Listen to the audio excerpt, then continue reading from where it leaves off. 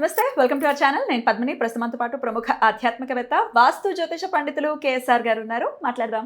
నమస్తే సార్. నమస్తే. ఆగస్ట్ 2వ తారీఖు ఆషాఢ బహుళపక్ష చవితి వస్తుంది. అంటే సంకటహర చతుర్థిగా మనందరికీ తెలిసినటువంటి రోజే.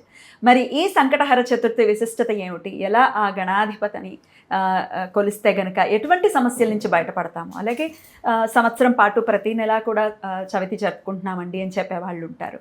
అలా కాదండి, ఈ ఒక్క చవితి మేము చేసుకోవచ్చా అని అడిగే వాళ్ళు ఉంటారు. అసలు వీటన్నిటి గురించి ఒక్కసారి మీ ద్వారా తెలుసుకోవాలనుకుంటున్నాను సార్, చెప్తారా? తప్పకుండా. అంటే మనకి నిజానికి చెప్పాలి అంటే కనుక ఏ చవితి అయినా కూడా వినాయకుడికి ప్రీతికరమైనదే.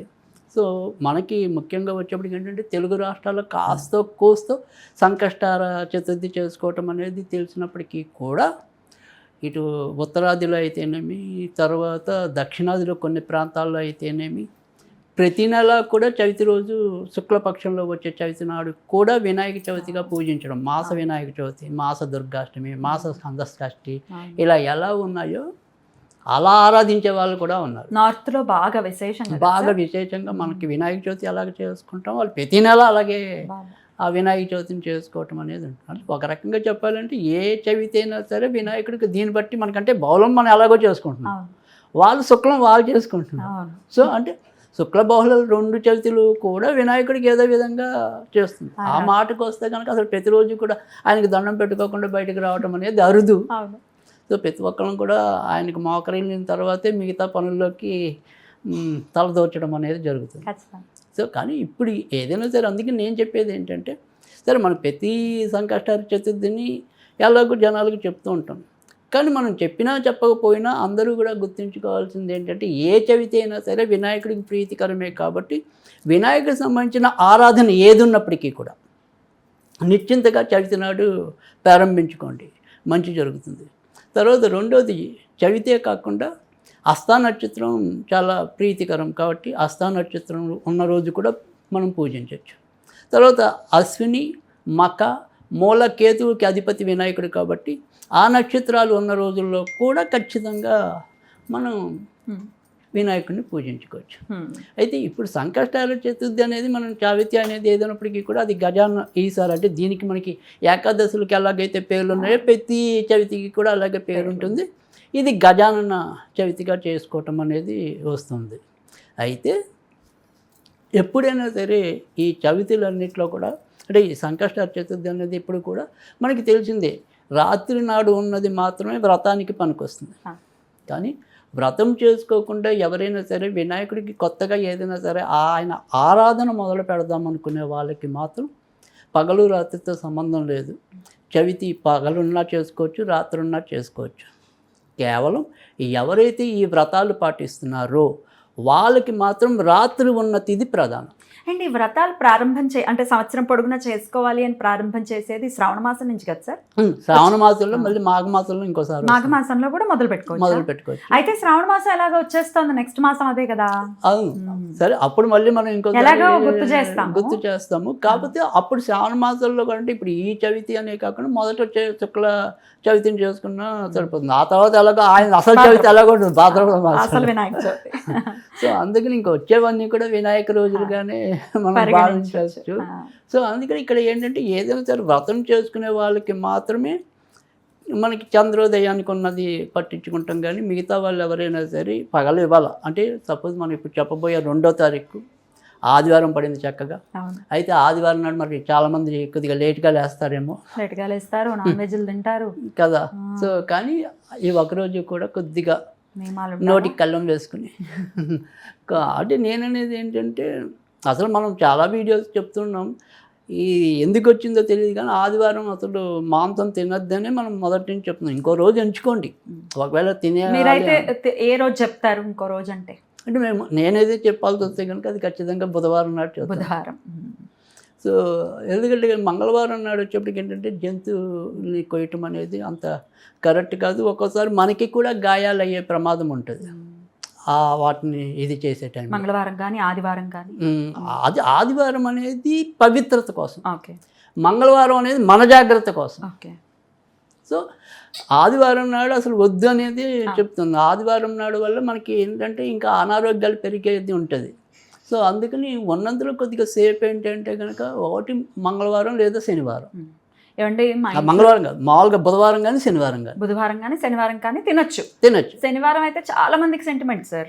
వెంకటేశ్వర స్వామిని పూజించే వాళ్ళు నేను కూడా ఇష్టం ఉండదు వాళ్ళకి, చాలా మందికి ఇష్టం ఉండదు. అయితే ఈ సంకటహర చతుర్థి ఆడవాళ్ళు మేము ఇంట్లో చేసుకుంటున్నామండి, కానీ మా ఇంట్లో మగవాళ్ళకి కుదరదు, వండాలి తినాలి ఖచ్చితంగా తిడతారు అని అంటూ ఉంటారు సార్.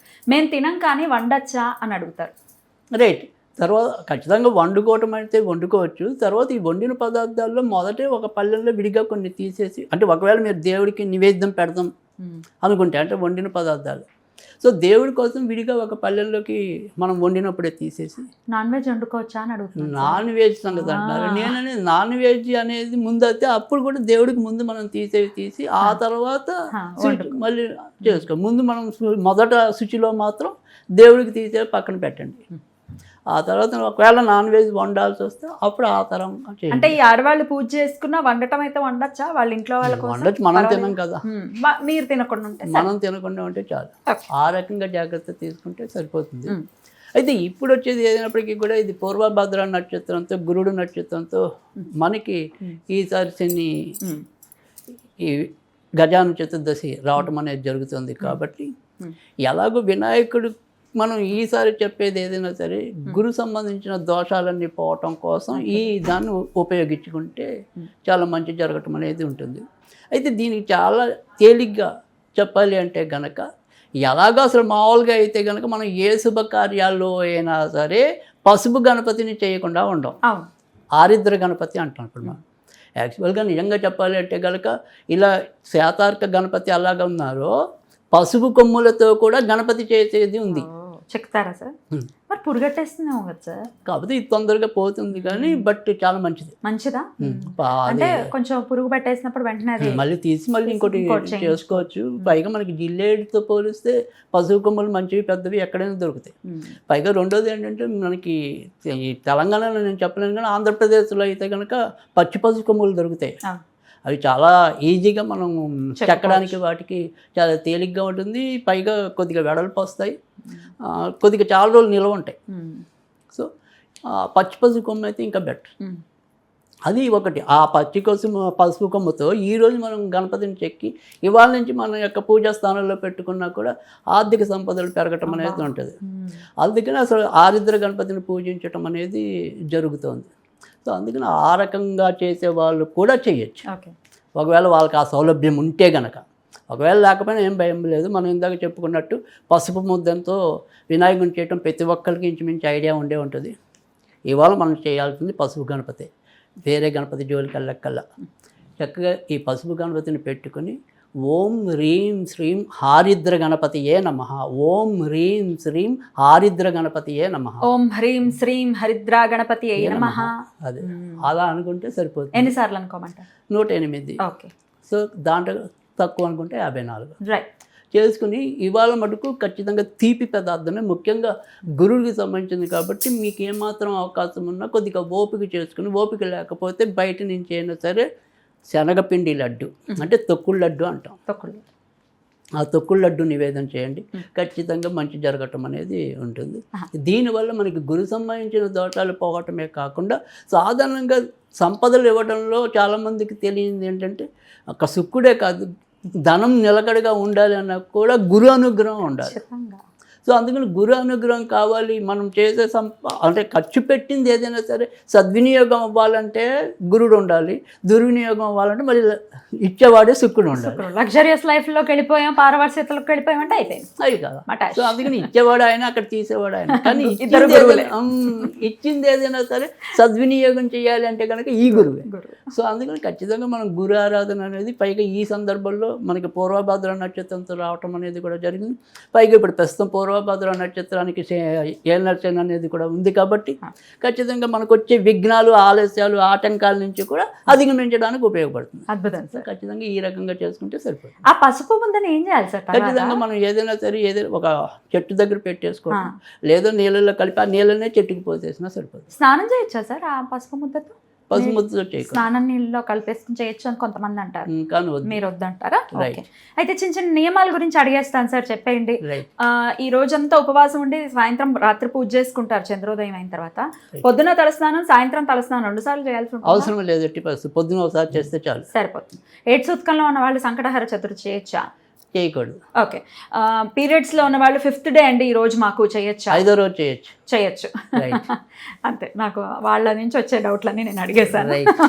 అద్భుతం సార్. అయితే ఈ పూజ చేసినా చేయకపోయినా చక్కగా మీరు స్విచ్ వర్డ్స్ కూడా చెప్తారు, దీనికి సరి సమానంగా ఉండే వేదిక్ స్విచ్ వర్డ్స్ చెప్తారా Right. ఏదైనా? Okay, Jupiter Jupiter. అది ఖచ్చితంగా మంచి చేస్తుంది. Jupiter Jupiter Jupiter Jupiter. Jupiter Jupiter. మీరు జూపిటర్ అని చెప్పారని నేను జూపిటర్ బైక్ కొనుక్కున్నాను సార్.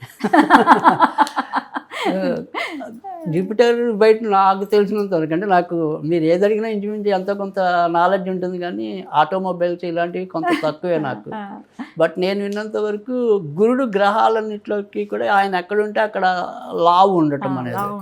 సో అలాగే కొద్దిగా బరువైన వాహనంగా జూపిటర్ అని విన్నాను. అవును, అది మీరు క్లారిఫై చేయాలి. బరువే ఉంది సార్, కానీ సూపర్ గా ఉంది. అదే కదా, మరి గురుడు అంతేగా.